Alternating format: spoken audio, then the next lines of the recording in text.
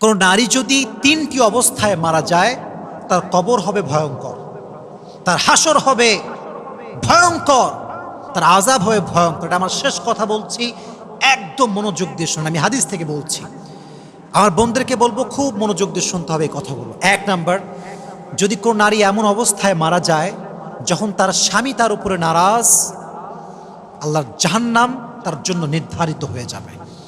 নবীজি বলেছেন, হাদিসটা কত সুন্দর দেখেন, যদি কোনো মেয়ে এই অবস্থায় মারা যায় যে তার স্বামী তার উপরে সন্তুষ্ট ছিল, সালমা রাদিয়াল্লাহু তাআলা আনহা থেকে বর্ণিত, সেই মেয়ে আল্লাহর জান্নাতে মৃত্যুর পরবর্তী সময়েই প্রবেশ করবে।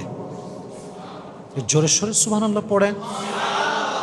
আল্লাহর হাবিব যখন জান্নাত এবং জাহান্নামকে ভিজিট করলেন, তিনি দেখলেন জাহান্নামের ভেতরে কিছু নারীর জিহ্বাকে বের করা হয়েছে, পুরো শরীরটা জিহ্বার উপরে চাপিয়ে দিয়ে তাকে ঝুলিয়ে রাখা হয়েছে। নবীজি বললেন, এরা কারা? জিব্রাইল, এরা কারা? বলছে নবী, হে, এরা হচ্ছে সেই মেয়ে যাদের স্বামী তার উপরে নারাজ ছিল। নাউজুবিল্লাহ পড়ে। তাহলে কোনো মেয়ে যদি এই অবস্থায় মারা যায় যে তার স্বামী তার উপরে নারাজ, তাহলে সেই মেয়ে কি জান্নাতে যাবে না জাহান্নামে যাবে? আজকালকার মেয়েরা এত অকৃতজ্ঞ, সারা জীবন স্বামী খাওয়ায়, জাস্ট একটু কমতি হলেই বলে, তুমনে মুঝে ক্যা দেয়া, তুমি কি দিয়েছো, আমাদের কিছু দাও নাই। তাকফুরনাল আশির, অনেক অকৃতজ্ঞ হয়। আল্লাহ বোনদেরকে হেফাজত করুক, সকলেই পড়া আমিন। 1 নাম্বার। 2 নাম্বার, এটা খুবই সেন্সিটিভ। যদি কোনো মেয়ে এই অবস্থায় মারা যায় যে তার টিকটক অ্যাকাউন্টে তার উলঙ্গ ভিডিও আছে, তার ফেসবুক আইডিতে তার বেপর্দা ছবি আছে, বাজে ছবি আছে, তার ইনস্টাগ্রামে আছে, তার ফেসবুকে আছে, তার টুইটারে আছে, তার টিকটকে আছে, তার ইউটিউবে আছে, তার এই উলঙ্গ ছবি যতবার মানুষ দেখবে ততবার তার কবরে কবিরা গুনাহ আছে না নাই? মনে করেন আমি একটা ফ্যান দিলাম মসজিদে, দিস ইজ কল্ড সাদাকায়ে জারিয়া। যতবার মানুষ ফ্যানের বাতাস খাবে ততবার আল্লাহ তার সওয়াব আমার আমল নামায় লিখে দেবে। সাদাকায়ে জারিয়া। মরে গেলেও এটা চলে, কবরে অটোমেটিক যায়। আবার এমন কিছু গুনাহ আছে যে গুনাহ রেখে গেলে মানুষ দেখে আর অটোমেটিক তার গুনাহটা কবরে যায়।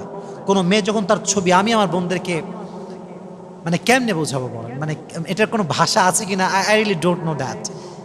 সামান্য একটা লাইক কমেন্ট পাওয়ার জন্য ধুমাইয়া আপলোড দেয়, শাড়ি পরার ছবি আপলোড দেয়, ঈদ আসলে ছবির ধুম ধাড়াক্কা লেগে যায়, কোনো একটা হলিডে আসলে ছবির ধুম ধাড়াক্কা লেগে যায়। মনে করে কয়েকটা লাইক কমেন্ট হবে, সেটা আমাকে মেসেজ দিবে, টেস্ট করবেন না। খেলা এখানে শেষ হয় না, খেলা শুরু হবে আপনার মরার পরে। আপনি যখন মরবেন আপনার আইডি সবাই ভিজিট করবে, কেউ আপনার ছবি সেভ করবে, কোনো যুবকের চিন্তা পরিবর্তন হবে। অনেক যুবক, আমি বলতে খুবই দুঃখিত, I am really sorry to say, অনেক যুবক আপনার ছবি দেখে বাজে বাজে কাজ করবে, এটা আপনি চিন্তা করতে পারবেন না। আল্লাহ আমাদের বোনদেরকে ফেসবুক থেকে, টিকটক থেকে এই সমস্ত বেহুদা ছবি এবং ভিডিও ডিলিট করার তৌফিক দান করুন, সকলেই পড়া আমিন। আমরা কাউকে ঘৃণা করি না ভাই, কারোর প্রতি কোনো ক্ষোভ নাই। আমাদের কথা হচ্ছে একটা, just try to change your self. যা হয়েছে হয়েছে, past is past, now it's time to change. সময় এসেছে পরিবর্তন করবার। আর আমাদের বোনদেরকে হেফাজত করুন, সকলেই পড়া আমিন। বলেছিলাম কয়টা? বলেন কয়টা? বাকি আছে কয়টা? এই যে বাকি আছে কয়টা? লাস্ট পয়েন্ট, এরপরে আমরা দোয়া করব। যদি কোনো মেয়ে এই অবস্থায় মারা যায় যে তার অনেক জায়গায় অ্যাফেয়ার ছিল, অনেক যুবকের সঙ্গে হারাম রিলেশন ছিল, she will enter in the hell fire after the death. সে মৃত্যুর সাথে সাথে জাহান্নামে যাবে। কারণ শেষ ভালো যার, শেষ ভালো না যার, কিছুই ভালো না, শেষ ডিপেন্ড করে। হাদিসে এসেছে কোনো মানুষ, এটা শুনবেন ভালো করে, কোনো মানুষ আজীবন কাফের ছিল, তার মৃত্যুর জাস্ট 2 ঘন্টা আগে সে কালেমা পড়েছে, তারপরে মারা গিয়েছে, সে জান্নাতে প্রবেশ করবে।